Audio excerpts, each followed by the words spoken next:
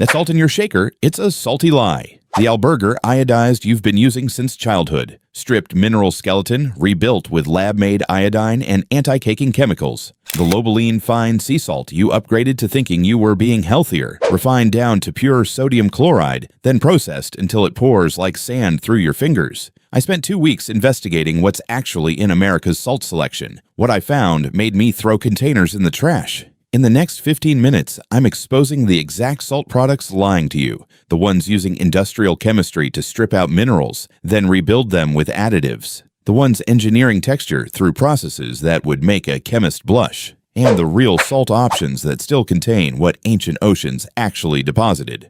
By the end, you'll know which containers to throw out tonight. Calcium for your bones. Number 1. Cargill Diamond Crystal Iodized Table Salt. This salt shows up everywhere in the United States. Supermarkets, institutional kitchens, school cafeterias. The name Diamond Crystal sounds light, clean, almost artisanal, but behind it sits Cargill, one of the largest agribusiness corporations in America. The process starts with real salt, mined from underground deposits formed millions of years ago.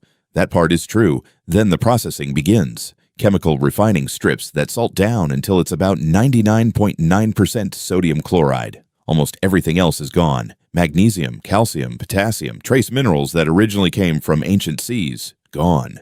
The company markets this purity as consistency and safety, but purity here means emptiness. After that, something revealing happens. Iodine is added back in the form of potassium iodide, a synthetic compound. This practice dates back to the 1920s when iodized salt was introduced to combat goiter in iodine-deficient regions of the U.S. That history matters because it quietly admits something. The refining process removed the natural iodine that was there to begin with. When I poured this salt into my palm, the crystals were uniform, dry, and slippery. No variation, no grit. When I tasted it, the flavor was flat, sharp, one-note salty. And when I left it open in a humid kitchen for days, it never clumped. That's not a miracle of engineering. That's the absence of minerals that normally attract moisture. Long-term, this kind of salt turns a daily habit into a steady intake of isolated sodium, divorced from the mineral context it evolved with. The solution isn't panic, it's awareness. If your salt needs to be fortified just to replace what processing removed, it's worth asking why you're starting there at all. And here's the trap. Once you accept 99.9% pure as a selling point, every other brand starts copying the same formula. The next one doesn't even need a flashy story because it hides behind trust in bulk. If this is what families buy by the tub, we need to look closer. Number 2. Kirkland Signature Table Salt. This one is especially important because it hides behind value and trust. Kirkland is Costco's private label, sold in massive containers designed for families, restaurants, and anyone who equates bulk with smart shopping. Kirkland doesn't own salt mines. It contracts with U.S. industrial refiners, often the same ones supplying national brands. The result is familiar. Salt refined to roughly 99.9% sodium chloride, fortified with synthetic iodine, stabilized with anti-caking agents so it pours perfectly every time. I tested it the same way. Pinched between my fingers, it felt dry and lifeless. Poured onto a plate, every grain looked identical. Left out in a damp room, it stayed free-flowing. That's convenience engineered through removal. What bothers me here isn't that it's cheap. It's that nothing on the label explains what was taken away to make it this uniform. Over time, relying on this kind of rebuilt sodium narrows the mineral profile of your diet without you ever noticing. The practical alternative isn't expensive or extreme. It's simply choosing salt that still behaves like a mineral, one that clumps a little, one that varies in color and crystal size. Those small inconveniences are signals, not flaws. And once you see that, it becomes very hard to unsee what's really sitting in that big plastic tub. At this point, you might think the solution is simple. Just switch to sea salt. That's what I did until I realized from the sea doesn't mean left alone. The next brand proves how 2 words on a label can hijack your brain. Number 3. Lobeline Fine Sea Salt. Sea salt. 2 words that trigger images of waves, minerals, and something closer to nature.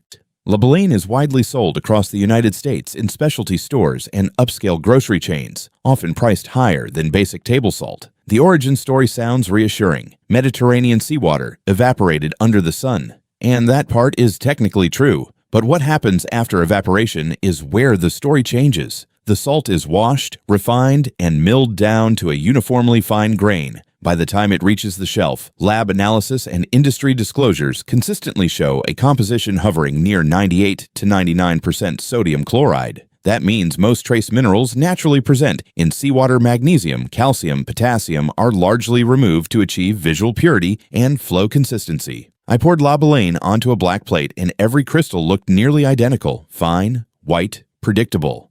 I left it uncovered in a humid kitchen for over a week. No clumping. That behavior matters. Minerals attract moisture. When they're gone, salt stops behaving like a mineral. The issue here isn't contamination, it's implication. Under U.S. labeling rules enforced by the FDA, sea salt refers to source, not processing level. The European Food Safety Authority has issued similar clarifications, so the label is legal. But the impression many consumers walk away with that this salt is mineral-rich isn't supported by what's actually in the container. Long-term, using refined sea salt as a daily staple creates the same nutritional narrowing as table salt, just at a higher price point. The solution isn't to fear the ocean. It's to recognize that fine almost always means processed, no matter how romantic the branding sounds. Now watch what happens when the same industrial logic gets repackaged as a smart deal. Warehouse brands don't just sell bigger containers, they sell bigger assumptions. And the next one is a perfect example of how scale can masquerade as quality. Number 4, Members Mark table salt. If Kirkland is Costco's quiet giant, Members Mark is Sam's Club's counterpart, moving enormous volumes of salt every year through warehouses across America. This is salt designed for scale. Restaurants, large households, commercial kitchens. Like most private labels, Members Mark doesn't control extraction or refining. It contracts with the same industrial producers that supply national brands. The formulation is familiar, approximately 99.9% sodium chloride, iodized with potassium iodide, stabilized with anti-caking agents to guarantee flow. I compared it directly with other table salts under identical conditions. Same grain size, same dryness, same resistance to humidity. From a chemical standpoint, these products are nearly interchangeable. What's different is perception. Buying in bulk creates a sense of practicality and trust, but bulk doesn't mean better, it just means more of the same. Regulatory agencies like the FDA consider iodized table salt safe within dietary guidelines, and that's true as far as it goes. Safety, however, is not the same as completeness. Over years, making this kind of rebuilt sodium your primary seasoning quietly displaces mineral diversity from the diet. You don't feel it immediately. There's no dramatic symptom, just a gradual normalization of something that's nutritionally thin. The alternative doesn't require abandoning convenience entirely. It requires recognizing that salt can be more than a delivery system for sodium and iodine. When salt is reduced to an industrial input, it stops being food and starts behaving like an additive. And that realization sets the stage for the next question I had to ask. If some salts are only less bad, what does genuinely better actually look like? So far, the pattern is obvious. Strip, standardize, stabilize. But there's a middle zone that's trickier salts that look more chefy and feel more premium. The next one isn't the worst, which is exactly why it's easy to overtrust number 5, Alberger, fine flake salt.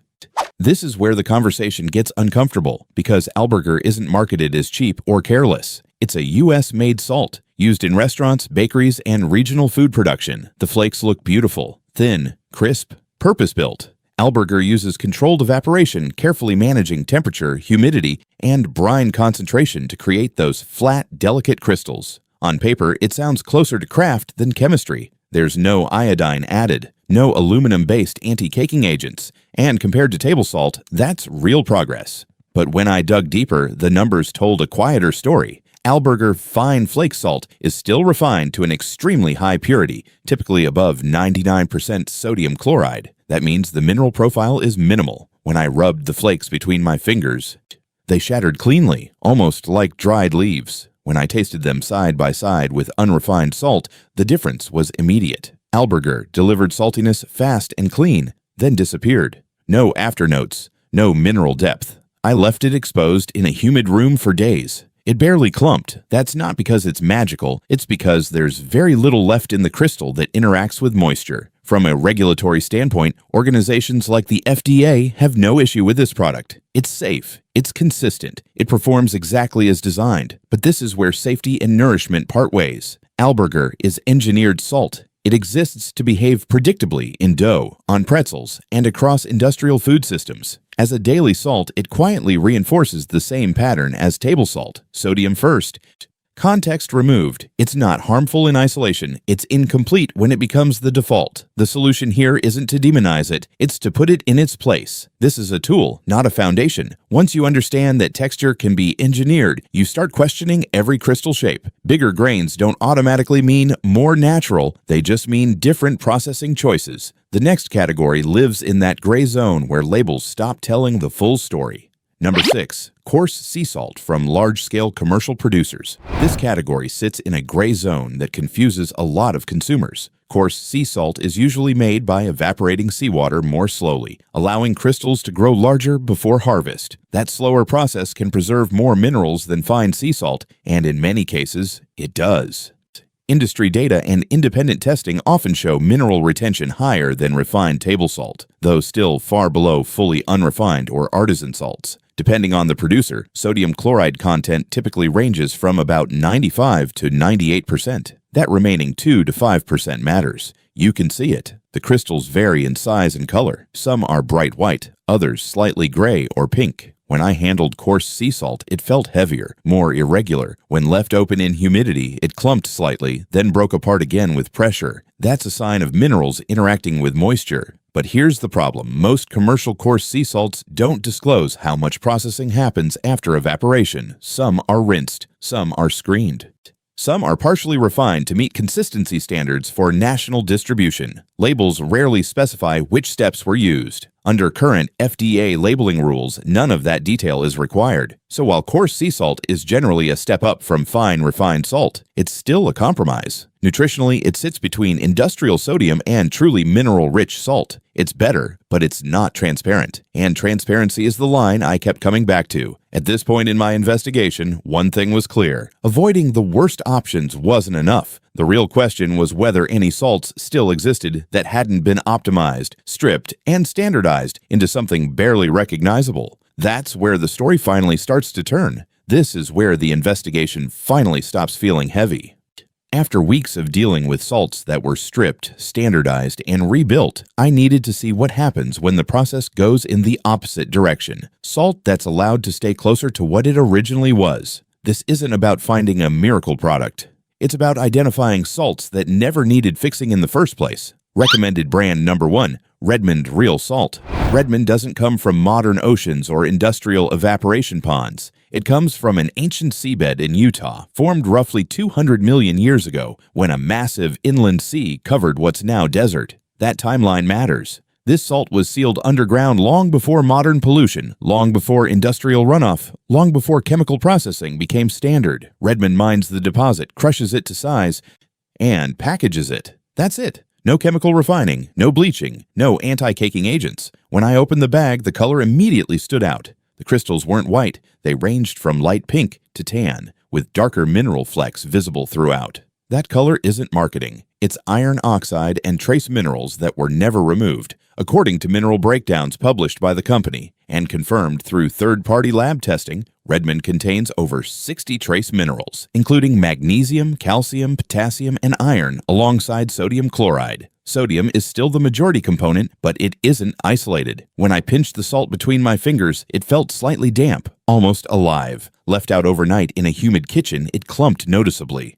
That clumping is chemistry doing what chemistry does when minerals are present. When I tasted it, the saltiness arrived first, but it didn't end abruptly. There was depth, subtle bitterness, a faint sweetness underneath. From a regulatory standpoint, the FDA treats this no differently than any other salt. There are no health claims, no promises, and that's exactly the point. Redmond isn't selling purity, it's selling completeness. As a daily salt, it restores mineral context instead of erasing it. By now, the difference is clear. Some salts are built for factories, and some are built for flavor and integrity. But I still wanted a benchmark, something with a long history of staying consistent without getting improved to death. That's when I landed on a name chefs recognize instantly. Recommended brand number 2, Jacobsen Salt Co.